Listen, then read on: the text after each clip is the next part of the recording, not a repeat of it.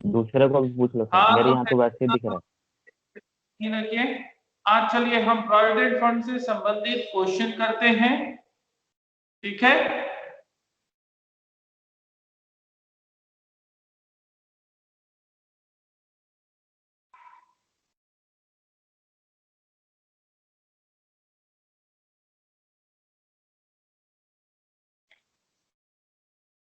चलिए, provident fund के बारे में हमने लास्ट जो क्लास थी उसमें हमने इसके रूल्स के बारे में हमने जाना कि भविष्य निधि क्या है, भविष्य निधि का आशय, भविष्य निधि कितने प्रकार के होते हैं, भविष्य निधि के लिए क्या क्या रूल्स हैं। आज हम इससे संबंधित एक छोटा सा क्वेश्चन करते हैं, न्यूमेरिकल सॉल्व करते हैं। मैं क्वेश्चन बोल रहा हूं, आप लोग नोट कर लीजिए। ठीक है, लिखिए। मिस्टर अमित, श्री अमित 32,000 रुपए प्रति माह वेतन तथा 3200 रुपए 3,200 रुपए प्रति माह वेतन प्रति माह सॉरी महंगाई भत्ते पर सेवारत है।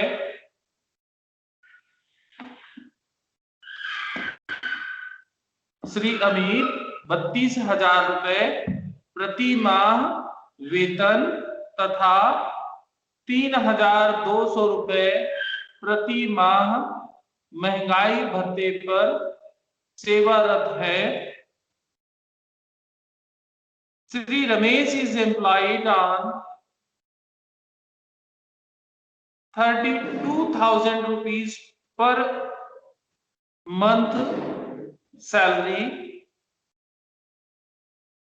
and 3,200 rupees per month drainage allowance।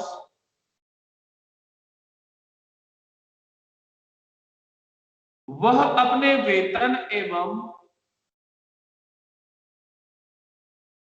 महंगाई भत्ते का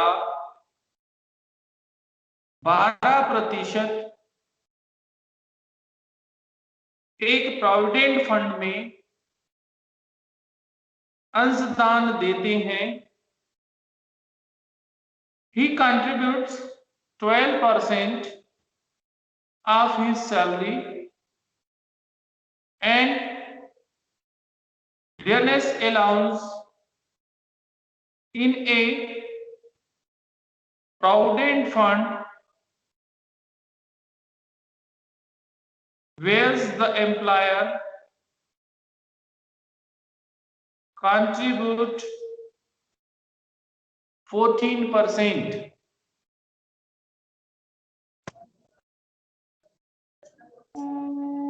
जबकि उनके नियोक्ता का अंशदान 14% है।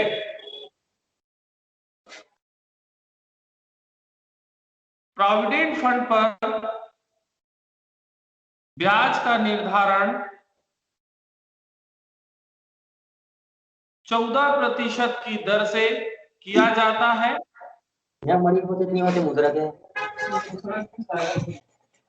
जो गत वर्ष के लिए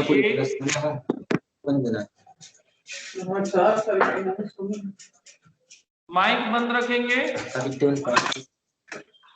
जो गत वर्ष के लिए 3,360 रुपए है। अब देखिए एक ही में अगर हो जाए हो जाए। अब देखा थे वही था जी, देखी था क्यों करा दूती करा करके। माइक बंद रखेंगे, जिनका भी ऑन है माइक बंद रखेंगे। Interest on provident fund is determined 14% which is 3,360 rupees for the previous year। इस ब्याज को फंड में 31/8/2019 तक जमा कर दिया गया।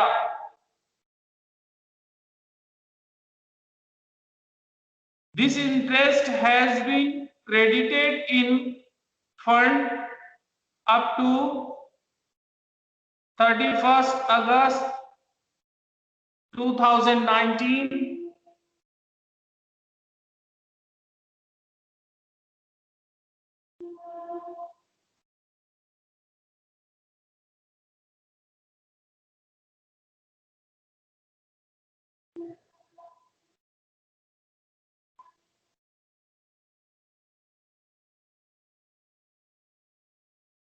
उनको 1600 रुपए प्रति माह के हिसाब से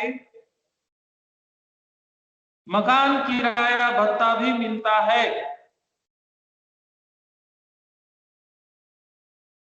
He gets 1600 rupees per month house rent allowance. यह अपने निवास के लिए प्रयुक्त मकान का किराया। सर बैकग्राउंड आपका फिर से गार्डन हो रहा है। आप अपना सेटिंग देखिए, सेटिंग को ग्रिड में रखिए। डबल दिखा रहा सर। हाँ, सेटिंग को आप ग्रिड रखिए। सर मेरे में भी ग्राउंड दिखा रहा है, हम लोग में भी ग्राउंड दिखा रहा है। सेटिंग आपका डिस्टर्ब होगा। देखिए, चलिए क्वेश्चन को आप नोट करिए। यह अपने निवास के लिए प्रयुक्त मकान का किराया 4000 रुपए प्रति माह देते हैं। He gives 4000 rupees per month rent for the house used for his own residence.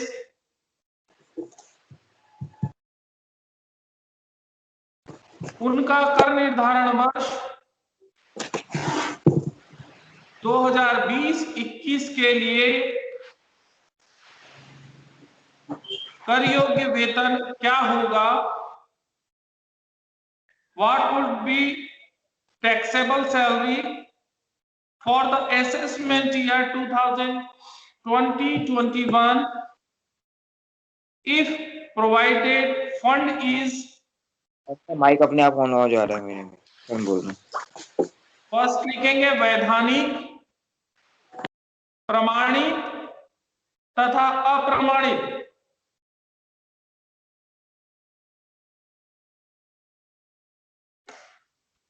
स्टेटरी, recognized, unrecognized। ठीक है,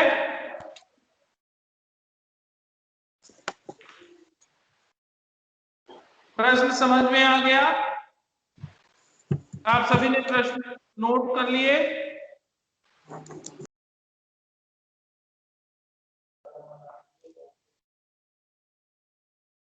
क्वेश्चन को देखिए एक बार, मैं फिर से आपको क्वेश्चन पढ़ दे रहा हूं। मिस्टर रवि 32,000 रुपए प्रति माह वेतन तथा 3200 रुपए महंगाई भत्ते पर सेवारत हैं। वह अपने वेतन और महंगाई भत्ते का 12% प्रोविडेंट फंड में अंशदान देते हैं, जबकि उनके नियोक्ता का अंशदान 14% है। प्रोविडेंट फंड पर ब्याज का निर्धारण 14% की दर से किया जाता है, जो गत वर्ष के हिसाब से 3,360 रुपए है। इस ब्याज को फंड में 31 अगस्त 2019 तक जमा कर दिया गया है। उनको 1600 रुपए प्रति माह के हिसाब से मकान किराया भत्ता मिलता है। यह अपने निवास के लिए उसको प्रयुक्त मकान का किराया 4000 रुपए प्रति माह देते हैं। उनका कर निर्धारण वर्ष 2020-21 के लिए कर योग्य वेतन क्या होगा यदि प्रोविडेंट फंड वैधानिक, प्रमाणित या अप्रमाणित है? ठीक है, तो यहां पर हमको क्या निकालना है? कर योग्य वेतन इसका निकालना है। ठीक है, तो टैक्सेबल सैलरी कैलकुलेट करना है।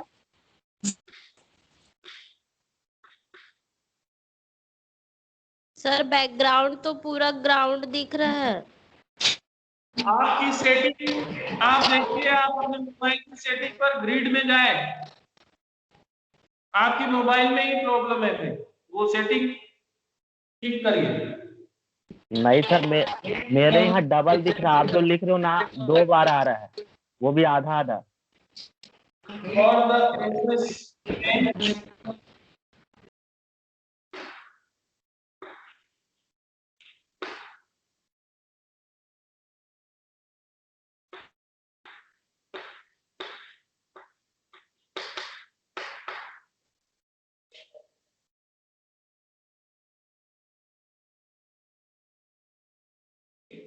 प्रमाणित, वैधानिक, प्रमाणित और अप्रमाणित, 3 पॉइंट दिया हुआ है आपको।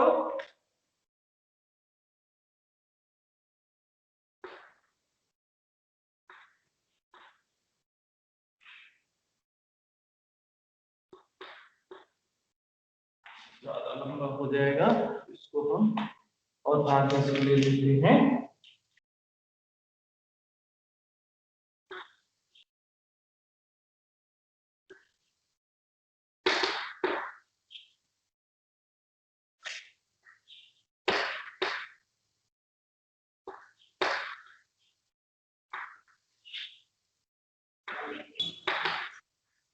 सर करने के बाद भी तो नहीं हट रहा है सर। क्या हो गया? अभी भी वैसे ही दिख रहा है। यहां से तो सेटिंग ठीक है। सर मेरा सुनो ना, आपका वीडियो मेरे में डबल दिखा रहा है, तो जो आप लिखते हो ना वो आधा ही दिखाता है, ऐसा है। मेरे अच्छा, यहाँ ऐसे दिखा रहा है। एक बार आप डिस्कनेक्ट होके फिर से जुड़िए, यस सर। और जिसको बैकग्राउंड भी जो दूसरा दिख रहा है वो एक बार लेफ्ट होके फिर से आप जुड़िए, ठीक है?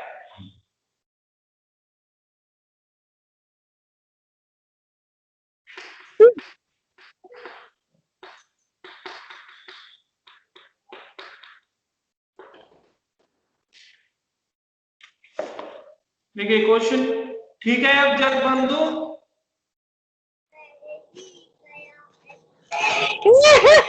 वाओ, नाटक। माइक बंद रखेंगे।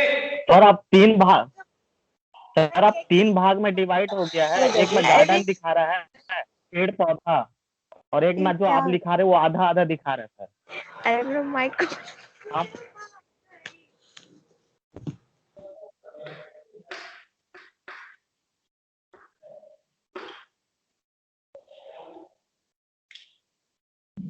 सैलरी 32,000 रुपए प्रति माह है। 12 मंथ का कितना हो जाएगा आपका? 3,84,000, ठीक है? ये सैलरी हो जाएगी 3,84,000 रुपए, तीनों ही स्थिति पर, है ना? सैलरी में किसी भी प्रकार से कोई चेंजेस या बदलाव नहीं रहेगा। फिर इनको सर अभी भी वही दिखा रहा है। हेलो सर, अभी भी बैकग्राउंड वही दिखा रहा है, गार्डन दिखा रहा है सर। मेरे को भी गार्डन दिखा रहा है, ग्रीट करने के बाद भी गार्डन दिखा रहा है सर। अच्छा मैं आपको ठीक है, मैं स्क्रीनशॉट आपको भेज बताने दिया। जा रहा हूँ, आप ऐसा करते जाएं।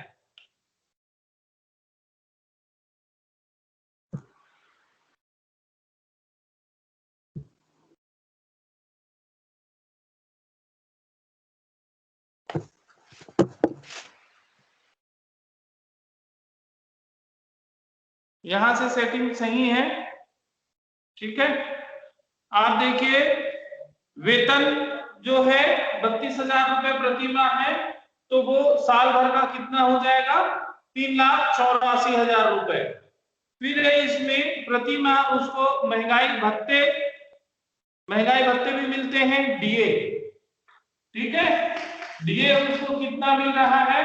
3,200 रुपए प्रति माह, 3,200 रुपए प्रति माह मिल रहा है, ठीक है? तो 3,200 रुपए प्रति माह मिल रहा है, यानी कि साल भर का कितना हो गया आपका? 38,400, 38,400।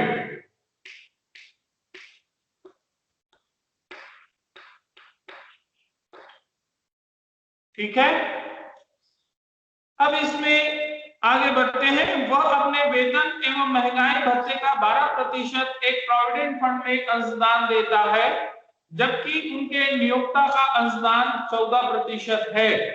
अब इसमें हमने बात किया था रूल के हिसाब से यह 12% तक के एग्जेम्प्टेड है। ठीक है। भविष्य निधि में यदि उसका अंशदान जमा होता है तो 12% तक के कर मुक्त होगा, और 12% से यदि अधिक है तो वह कर योग्य सीमा के अंतर्गत आएगा। यहां पर एम्प्लॉय का कंट्रीब्यूशन जो है प्रोविडेंट फंड पर देखते हैं तो एक्सेस ऑफ 12% ऑफ सैलरी। ठीक है। वह अपने वेतन और महंगाई भत्ते का 12% यानी सेवा शर्तों के अधीन। ठीक है। तो यहाँ पर सेवा शर्तों के अधीन यानी कि उसका वेतन और डीए दोनों को जोड़कर उसका 12% लेंगे। ठीक है। इसको लिखेंगे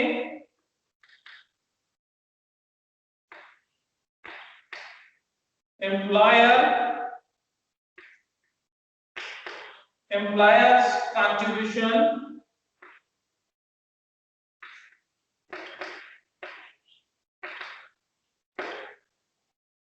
to recognized provident fund। ठीक है।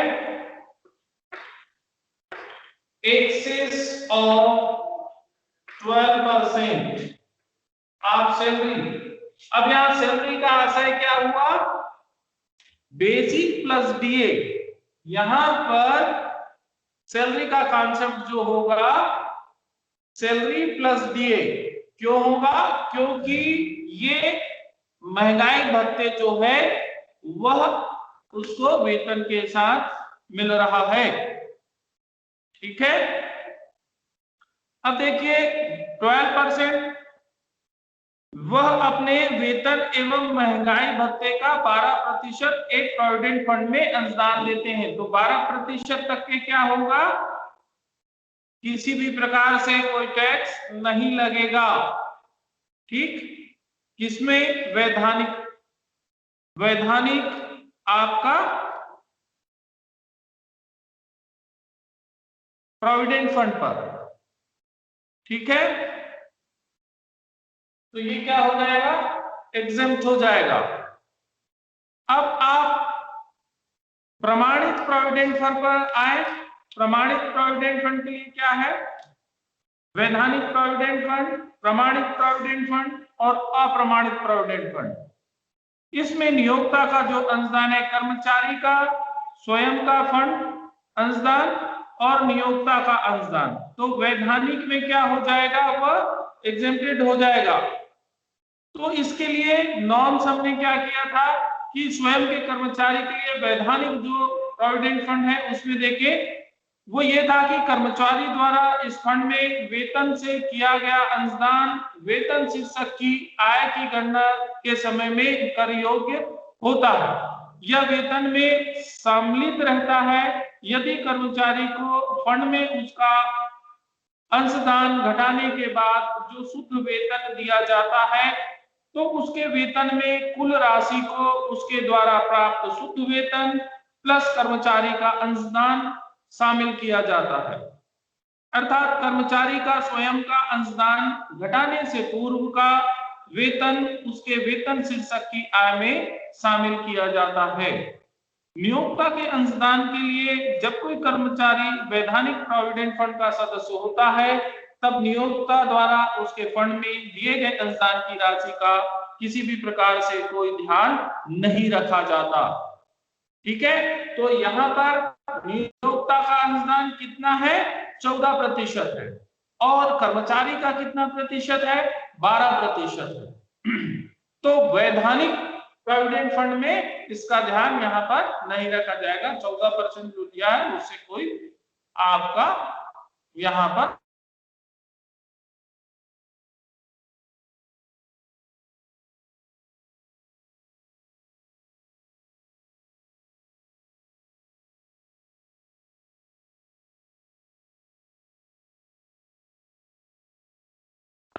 नहीं किया जाएगा। ठीक है, दूसरा हम आते हैं प्रोविडेंट फंड में। अब यहाँ पर प्रमाणित प्रोविडेंट फंड जो है, तो प्रमाणित प्रोविडेंट फंड में जब कोई कर्मचारी प्रोविडेंट फंड का सदस्य होता है तो उसके वेतन में से उसके स्वयं के द्वारा दिया गया अंशदान की राशि उसके द्वारा प्राप्त समझी जाती है, अर्थात उसके द्वारा प्राप्त वेतन प्लस कर्मचारी के अंशदान की राशि उसके वेतन में सम्मिलित की जाती है। ठीक है, तो आयकर अधिनियम का वही नियम लागू यहां पर होता है जो वैधानिक प्रोविडेंट फंड के संबंध में लागू होता है, लेकिन यहां पर नियोक्ता का अंशदान जो है वह यदि कर्मचारी का प्रोविडेंट फंड का सदस्य यदि है तो उसमें नियोक्ता का अंशदान कर्मचारी के वेतन के उसके वेतन का तक, ठीक है, करमुक्त होगा और 12% से अधिक का जो होगा वह राशि कर योग्य होगी। तो यहाँ सर पर कुछ समझ नहीं आ रहा है, इंग्लिश में बताओ। तो 12%, तो इसमें कितना प्रतिशत तक का एग्जिस्ट होगा? 12% तक। तो एक्सेस कितना है? 2%। 2% जो है वह अधिक है। ठीक है, अब यहां पर आप क्या करेंगे? 2% निकालेंगे, कितना निकलता है? निकालिए।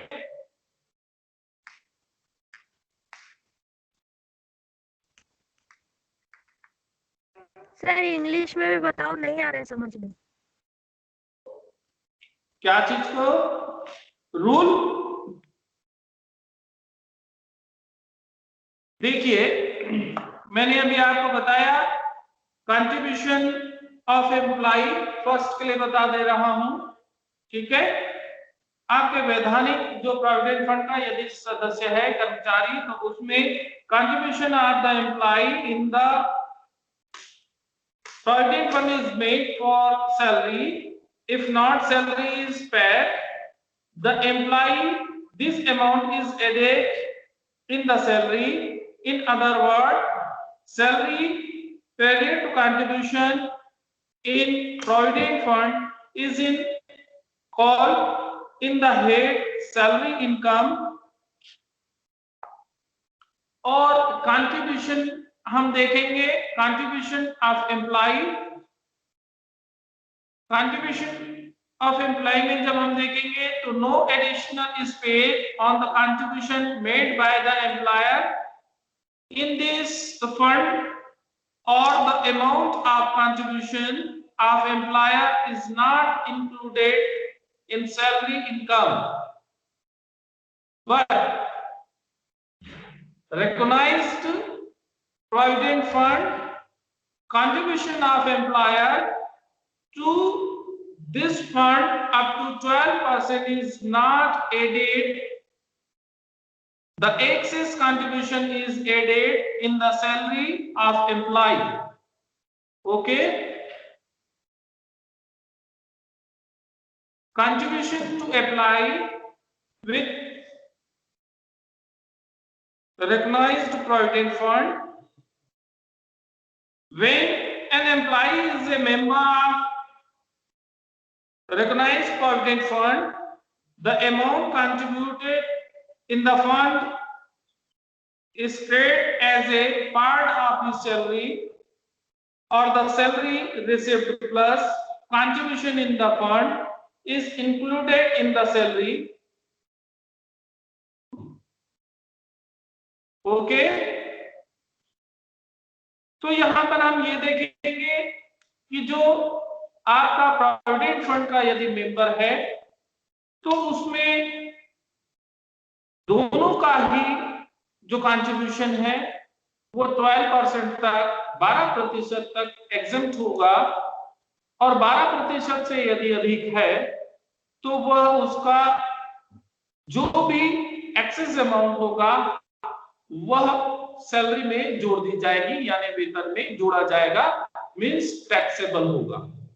तो यहां पर 2% जो है वह अधिक हो रहा है, यहाँ पर आप देखिए कि भाई जो आपका सेकंड लाइन है, his contributes 12% of his salary and dearness allowance in a provident fund where the employer contribution 14%, तो 12% तक एग्जेम्प्ट हो गया, 14% है उसका कंट्रीब्यूशन, तो यहाँ पर 2% कंट्रीब्यूशन जो है क्या हो गया आपका टैक्सेबल हो गया।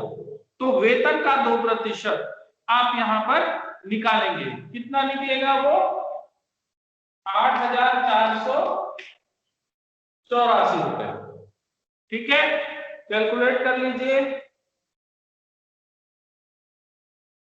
नेक्स्ट है आपका unrecognised.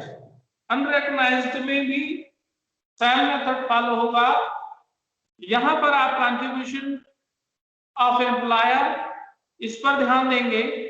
Contribution of employer is not included in the salary income. The provision of statutory provident fund and of this fund are similar. Means यदि कर्मचारी अप्रमाणित प्रोविडेंट फंड का सदस्य है तो इस फंड में प्रति वर्ष जमा होने वाला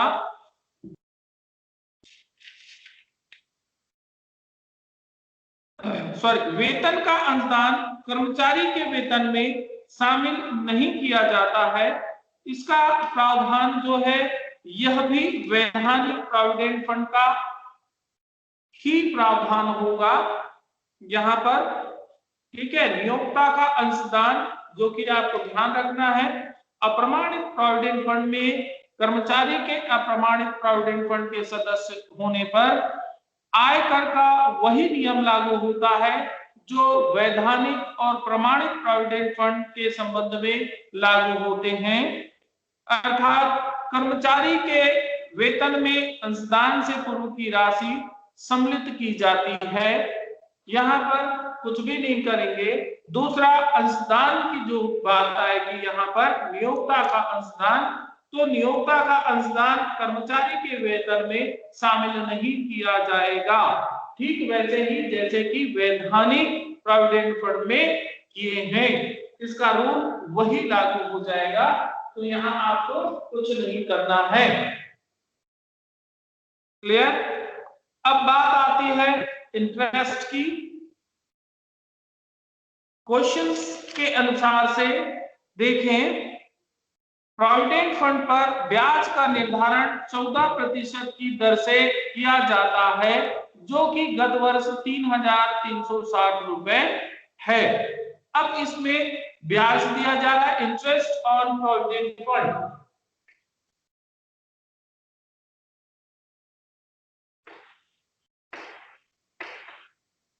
इंटरेस्ट ऑन प्रोविडेंट फंड, ठीक है। इसमें एक्सेस ऑफ 9.5%, ठीक है, 9.5%। अब ब्याज के लिए, ब्याज जो है फंड में प्रतिवर्ष जमा होने वाला ब्याज, इसके लिए में रूल क्या था, इस फंड में जमा रकम के ऊपर, तो जमा रकम के ऊपर यानी कि जो जितनी राशि जमा हुई है उस पर जो इंटरेस्ट मिलता है को कर्मचारी के वेतन में शामिल नहीं किया जाएगा। किसमें? वैधानिक प्रोविडेंट फंड में। Amount of interest deposit in the fund, the whole amount of interest credited in this fund is not included in salary income or it is exempted from tax. Okay, तो यहां पर क्या हो जाएगा, blank कर देंगे, छोड़ देंगे, इसमें शामिल नहीं किया जाएगा। नेक्स्ट है आपका recognised provident fund. Recognised provident fund के लिए क्या हो जाएगा, प्रमाणित प्रोविडेंट फंड में यदि कर्मचारी आपका प्रमाणित प्रोविडेंट फंड का सदस्य है तो उसमें प्रोविडेंट फंड की जो राशि टोटल जमा की गई है उस पर ब्याज दिया जाएगा। तो ब्याज 9.5%, ठीक है, 9.5% तक वेतन में शामिल नहीं किया जाएगा।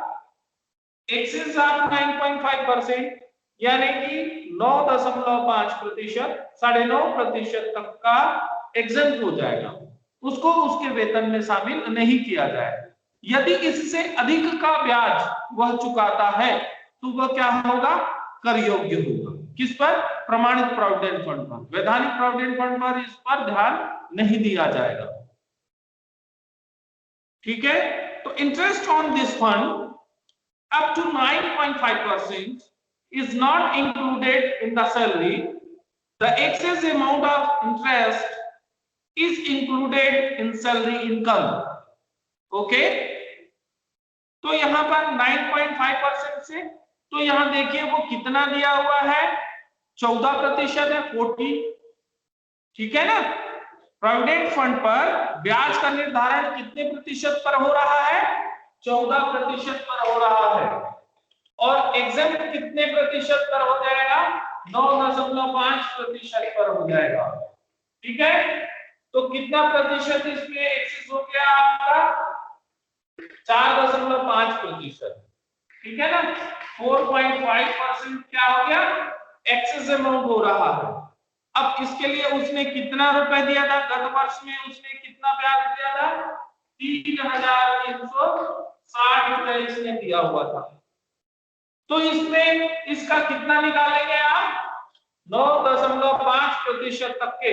तो ये कितना प्रतिशत है, 3,360, ठीक है।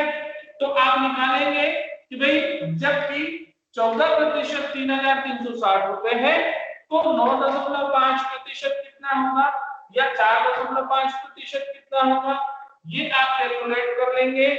तो इसकी राशि आपकी कितनी आ जाएगी, 1,080, जो एक्सेस अमाउंट है, ठीक है। क्लियर है ये। यहां पर आप ये देखिए कि जो इंटरेस्ट अमाउंट था कितना था, 3,360, परसेंट कितना था, 14%। 14% पर कितना इंटरेस्ट है, 3,360, और हमको लेना कितना है, एग्जेम्पशन कितना होगा, 9.5%। तो आप दोनों तरीके से कर सकते हैं। पहला, यदि 14% 3,360 रुपए है तो 9.5% कितना होगा, आप निकाल लीजिए, माइनस कर दें इसको, ठीक है।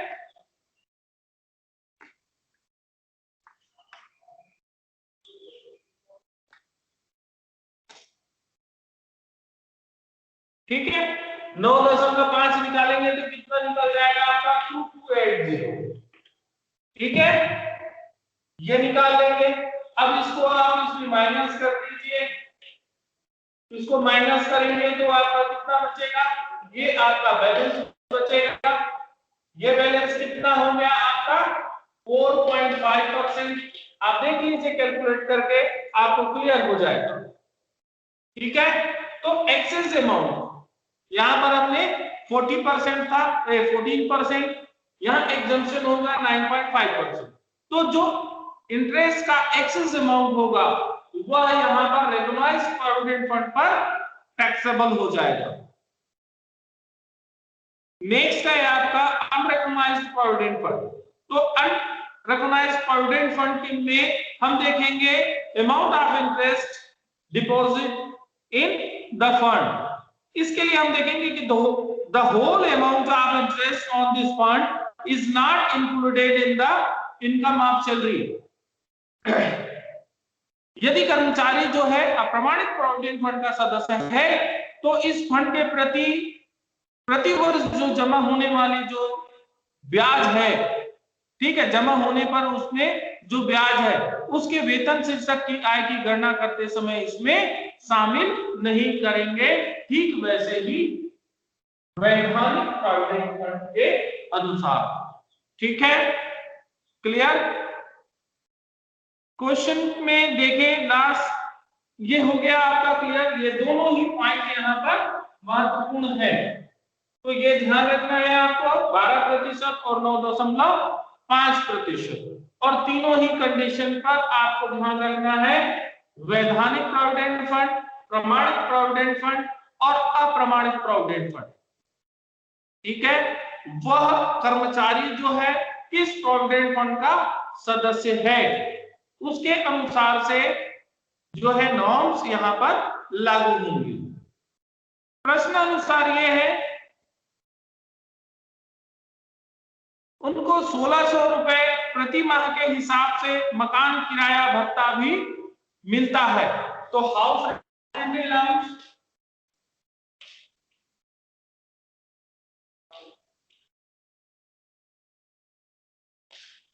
कितना मिल रहा है उसको? 1600 रुपए प्रति माह।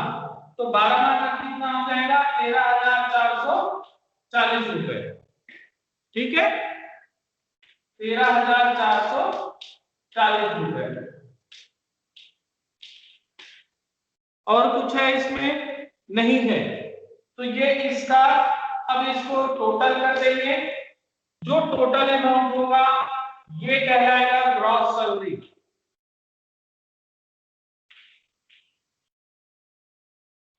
देखिए कितना हो रहा है टोटल।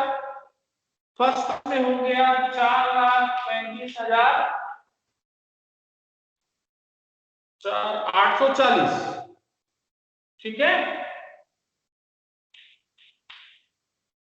नेक्स्ट में हो जाएगा, कितना हो रहा है नेक्स्ट में? 4,45,000, कैलकुलेट करिए, 368। नेक्स्ट में हो जाएगा 4,35,000 से 4,35,840, ओके। अब इससे हम थोड़ा सा आगे बढ़ते हैं। आपको मैंने डिडक्शन के बारे में बताया। डिडक्शन यहाँ पर देंगे कौन सा? अंडर सेक्शन 16 के अंतर्गत आपको डिडक्शन मिलेगा। 16 के अंतर्गत कौन सा? स्टैंडर्ड डिडक्शन मिलेगा। कितना रुपए है? मैक्सिमम 50,000 रुपए तक के इसको आपको छूट मिलेगा। तो सभी में आप 50,000 माइनस कर देंगे स्टैंडर्ड डिडक्शन, ठीक है। इसको माइनस करने के बाद जो अमाउंट आपका बैलेंस बच जाएगा वह टैक्सेबल सैलरी कहलाएगा। तो पहले में आपका आ जाएगा 3,85,480, दूसरे में 3,95,000, 3,95,368, और लास्ट में दिया जाएगा 3,85,840, ठीक है। ये होगा टैक्सेबल सैलरी, कर योग्य वेतन।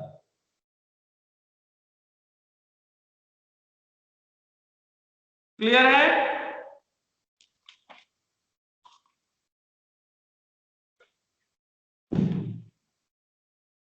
क्लियर है आप सभी को?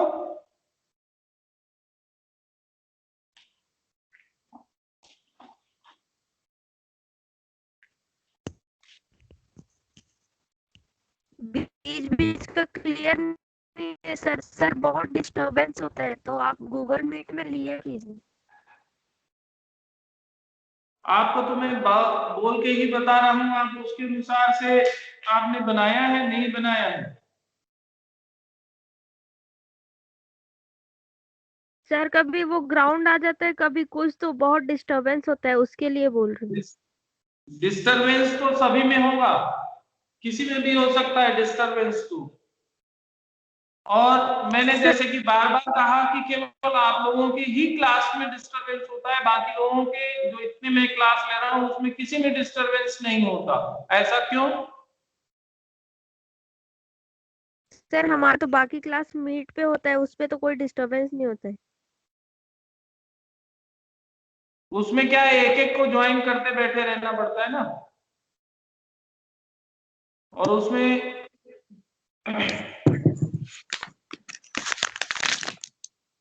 अच्छा, ये क्वेश्चन में किसी को कोई डाउट है?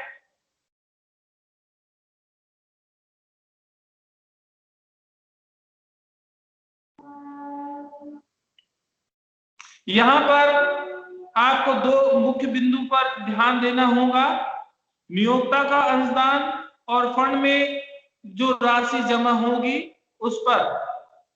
ठीक है, तो वैधानिक प्रोविडेंट फंड और आपका अप्रमाणित प्रोविडेंट फंड, ये दोनों तो आपको ध्यान में रखना होगा। और इसमें जो कर्मचारी का अंशदान और उस पर ब्याज, तो 12% और 9.5%। ठीक है, ये प्रमाणित प्रोविडेंट फंड पर लागू होंगी। ठीक है,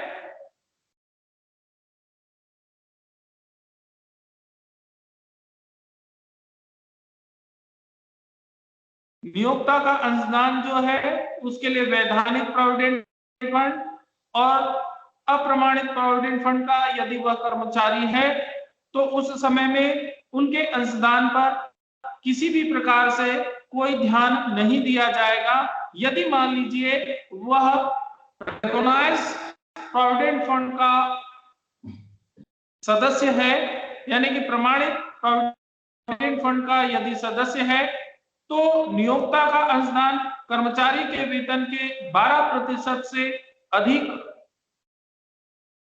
होगा तो अधिक भाग उसमें कर्मचारी के वेतन में शामिल कर ली जाएगी। ठीक है, यानी कि कर योग्य होगा, आप ये कह सकते हैं। दूसरा, ब्याज के लिए, ब्याज में भी आपको वैधानिक प्रोविडेंट फंड और अप्रमाणित प्रोविडेंट फंड में जमा रकम जो भी ब्याज की राशि होगी उसको आपको ध्यान में नहीं रखना होगा, किंतु प्रमाणित प्रोविडेंट फंड का यदि सदस्य है तो उसमें जो ब्याज की दर होगी वो 9.5% वार्षिक से अधिक नहीं होना चाहिए। यदि उससे अधिक होगा तो वह कर्मचारी के वेतन में शामिल कर लिया जाएगा। ओके, अब हम सैलरी में मेन क्वेश्चंस जो